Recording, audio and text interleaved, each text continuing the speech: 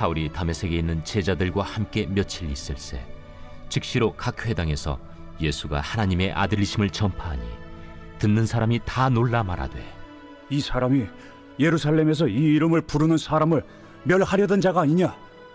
여기 온 것도 그들을 결박하여 대제사장들에게 끌어가고자 함이 아니냐? 사울은 힘을 더 얻어 예수를 그리스도라 증언하여 다메섹에 사는 유대인들을 당혹하게 하니라. 여러 날이 지나매 유대인들이 사울 죽이기를 공모하더니 그 계교가 사울에게 알려지니라. 그들이 그를 죽이려고 밤낮으로 성문까지 지키거늘 그의 제자들이 밤에 사울을 광주리에 담아 성벽에서 달아내리니라. 사울이 예루살렘에 가서 제자들을 사귀고자 하나 다 두려워하여 그가 제자됨을 믿지 아니하니 바나바가 데리고 사도들에게 가서 그가 길에서 어떻게 주를 보았는지와 주께서 그에게 말씀하신 일과 다메섹에서 그가 어떻게 예수의 이름으로 담대히 말하였는지를 전하니라. 사울이 제자들과 함께 있어 예루살렘에 출입하며 또 주 예수의 이름으로 담대히 말하고 헬라파 유대인들과 함께 말하며 변론하니 그 사람들이 죽이려고 힘쓰거늘 형제들이 알고 가이사랴로 데리고 내려가서 다소로 보내니라. 그리하여 온 유대와 갈릴리와 사마리아 교회가 평안하여 든든히 서가고 주를 경외함과 성령의 위로로 진행하여 수가 더 많아지니라. 할렐루야. 오늘도 말씀으로 하루를 시작하시는 모든 성도님들을 주님의 이름으로 축복합니다. 우리가 세상을 살아갈 수 있는 힘과 삶의 지혜가 오직 말씀 안에 있는 줄 믿습니다. 바쁘고 분주한 삶의 현장 속에서도 하나님의 말씀을 붙들고 믿음으로 승리하는 하루가 되시기를 간절히 소망합니다. 오늘 본문 말씀은 사울이 다메섹 도성을 향해 가다가 예수님을 만나 회심한 후의 이야기를 담고 있습니다. 사울은 예루살렘에서 다메섹을 향해 갈 때 예수님의 제자들을 색출하고 위협하기 위해 떠났습니다. 그러나 그런 사울에게 부활하신 예수님은 다메섹을 향해 가는 길에서 직접 나타나시고 사울을 만나주셨습니다.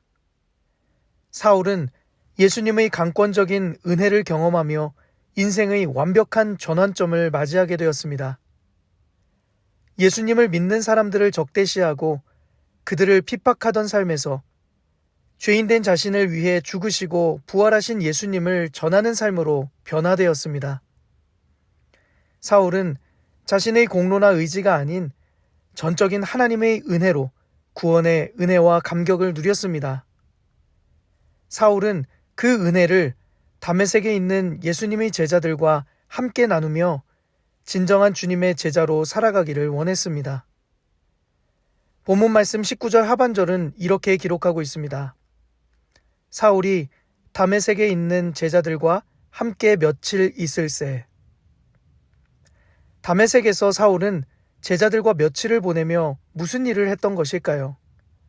20절 말씀입니다. 즉시로 각 회당에서 예수가 하나님의 아들이심을 전파하니.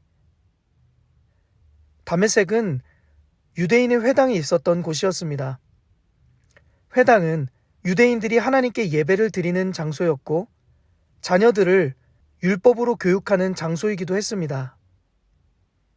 사울은 제자들과 만나 함께 지내며 자신을 만나주신 예수님을 지체 없이 전했습니다.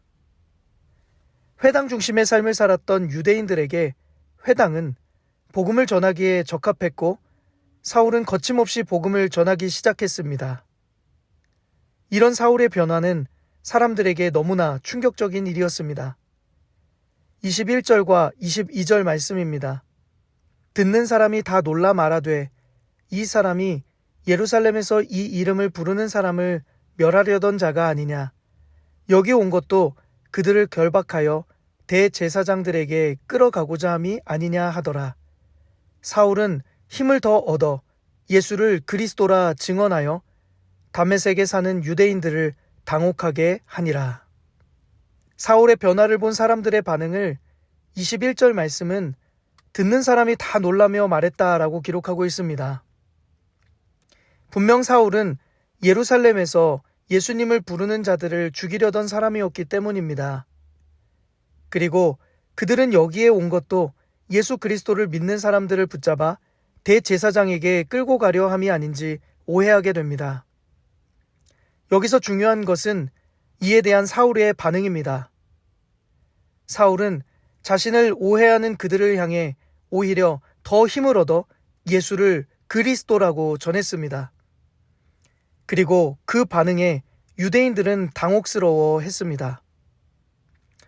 하루아침에 자신이 부정하던 예수님을 증거하는 증인의 삶으로 변화되었기 때문입니다. 예수를 그리스도라 증언하는 것은 곧 예수님이 하나님께서 자기 백성에게 약속하신 예언의 성취자, 즉 메시아라는 사실을 인정하는 고백입니다. 그리스도는 기름 부음 받은 사람을 의미하는데 유대인들은 전통적으로 기름을 부어 세웠던 제사장, 선지자, 왕의 직무를 담당하는 자들에게 행했던 의식입니다. 즉, 예수님을 그리스도라고 고백하는 것은 그분이 우리의 모든 죄를 속량하시기 위해 스스로 제물이 되어 주신 영원한 대제사장이시며 그분의 모든 말씀이 곧 진리이신 선지자이자 모든 만물을 다스리시는 영원한 왕이심을 고백하는 것입니다. 예수님을 만난 사울의 변화는 오늘날에도 여전히 진행되고 있습니다. 안목의 정욕과 이생의 자랑과 육신의 정욕을 따라 살아가던 삶이 찬송가의 가사처럼 세상과 나는 간 곳 없고 구속한 주만 보이는 삶을 살아가게 되는 것. 이것이 복음의 능력인 줄 믿습니다. 복음은 한 사람의 인생이 세상에 속하여 사는 삶이 아닌 영원한 하나님의 나라를 바라보며 살아가는 하늘에 속한 삶으로 변화시키는 놀라운 능력인 것입니다. 이렇게 놀라운 복음의 능력을 경험한 사울에게 돌아오는 유대인들의 반응은 냉담했습니다. 23절에서 25절 말씀입니다. 여러 날이 지남에 유대인들이 사울 죽이기를 공모하더니 그 계교가 사울에게 알려지니라.